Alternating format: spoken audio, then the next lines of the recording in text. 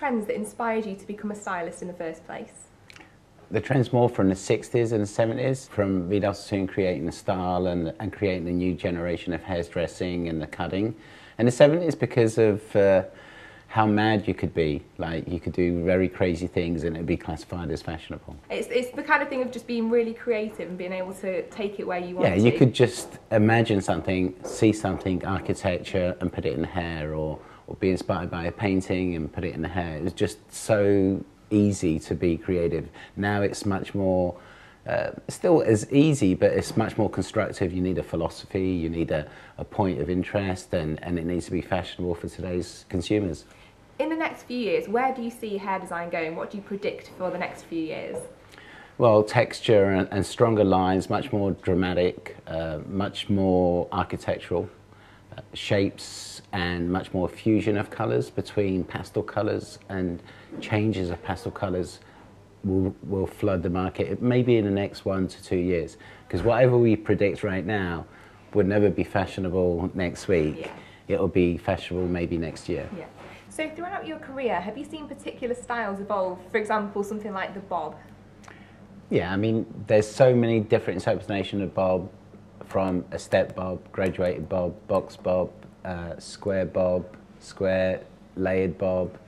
So there's so many variations of it. The thing is with the bob, it's such a classic look that can still be worn today on the right person. So the thing is, it's all about the length of the bob, where it sits to be where it's fashionable today.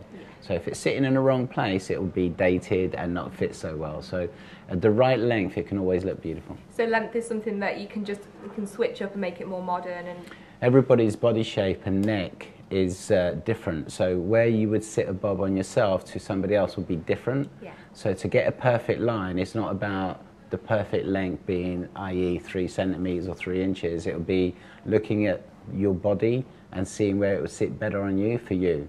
So it would suit everybody, but it's about detailing it for the individual. So do you automatically know what colour or style will suit someone? Yeah. Well, as soon as you walk in through a door. Is it something you've just learned from experience? You know roughly. You know what will suit somebody. I mean, the communication we have with our guests is all about building that understanding more. But usually when we're talking about colour, we're talking about skin tones, same as what you would choose makeup or clothing. So you're either be a cold, a warm, or neutral colour. So we would make sure we choose the right colour tones for that. The haircut then becomes an added bonus to utilise all that information. And if someone came in and they asked for something that you just didn't think would suit them, would you kind of try to work around it, see what you could do, or be very, very honest and say that it wouldn't suit them? I would do both. Yeah. It's really important to advise a client. The choices that somebody makes, our guests in our salons, it's really important to give them the right information and to be truthful.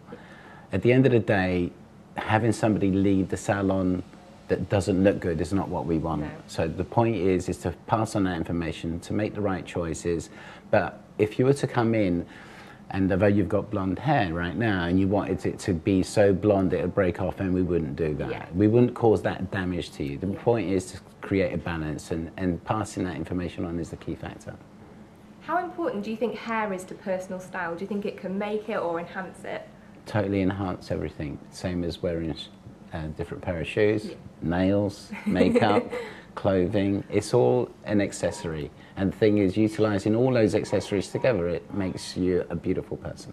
Exactly, and is that the kind of message that you like to tell your clients? Yeah, I think when we sit with our guests in the salon, we're looking at the way they dress, the time they have in the day, what type of work they do, how much time do they have in the morning to do their hair, what do they want to do at the weekend, what do they want to do in the evening. So it's about making the hair looking good all times, not just for the evening to go out. It's about looking good every single day of their life. And being able to fit with someone's lifestyle. Totally fit. It has to fit, otherwise, because most times you're either at home or at work. Yes. And the 2 times that you might be out in the evening is so short. Yes. So it's more about fitting in through the time frame of the day and the evening than just the odd occasion. Yeah. So you think that lifestyle is incredibly important? Totally. Your time is incredibly important right now. In today's society, how much time you want to spend with your hair. Really, how much time did it take you to blow dry your hair? Probably takes from kind of the washing to the drying, a good couple of hours, yeah. really. So do you want to be up at 6 if you have to go to work at 8, or do you want to be up, you know, exactly. So I think as you change and as your lifestyle changes and your job role changes, your hair will change with that. Yeah.